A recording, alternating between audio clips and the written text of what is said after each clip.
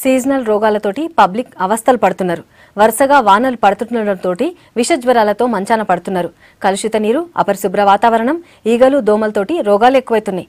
ఏ ఇంట్లో చూసినా జ్వరంతో బాధపడుతున్నోళ్లే కనపడుతున్నారు.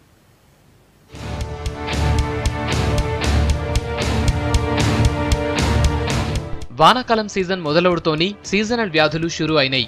అపరిశుభ్ర వాతావరణం, డ్రైనేజీలు సరిగా లేక రోగాలు తొందరగా వస్తున్నాయి. వాన నీళ్లు నిల్వ ఉండు, దోమలు, ఈగలు పెరిగి అంటురోగాలు ఎక్కువైతున్నాయి. సిరిసిల్ల రాజన్న జిల్లా అనంతపల్లి గ్రామం విష జ్వరాలతోని వణికిపోతోంది. ఏ ఇంట్లో చూసినా జ్వరాలతోని బాధపడేటోళ్లే కనిపిస్తున్నారు.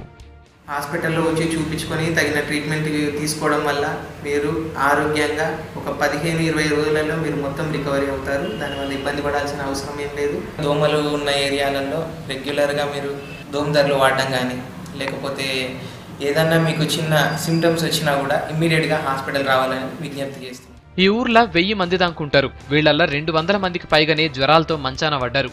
ఈ ఊళ్ళే ఎక్కడ చూసినా చెత్త చెదారం, పారిశుద్ధ్య లోపం. ఇక ఈ వానాకాలంలో ఇంటి నుంచి బయటకు పోవాలంటే నరకం చూస్తున్నామని గ్రామస్తులు అంటున్నారు. వారం రోజులుగా వానలు పడుతూ ఉండడంతోని జ్వరాలు ఇంకింత ఎక్కువైనాయి. కొందరు ఊరులోనే ఉండి వైద్యం చేయించుకుంటా ఉంటే ఇంకొందరు ఊరు వదిలి పెడుతున్నారు. గవర్నమెంట్ నుండి వాళ్ళు ఒక దోమల స్ప్రేను ఇంటింటికి వాడకట్టుకు దోమల మందును తీసుకొచ్చి స్ప్రే చేసి, ముఖ్యంగా దోమల ద్వారానే జ్వరాలు వస్తున్నాయి కాబట్టి దోమలను నివారించే చర్య చేయాలని ప్రభుత్వ అధికారులను కోరడం జరుగుతుంది. గత 15 రోజుల నుండి జ్వరాలతో బాధపడుతున్న అనంతపల్లి గ్రామంలో ప్రతి ఇంటికి జ్వరాలు వచ్చి ఉన్నారు. రక్తగానాలు లాంటివి తక్కువైనాయి. డెంగ్యూ స్టార్ట్ అయినది కాబట్టి తొందరగా చర్య తీసుకోవాలని కోరుతున్నాం.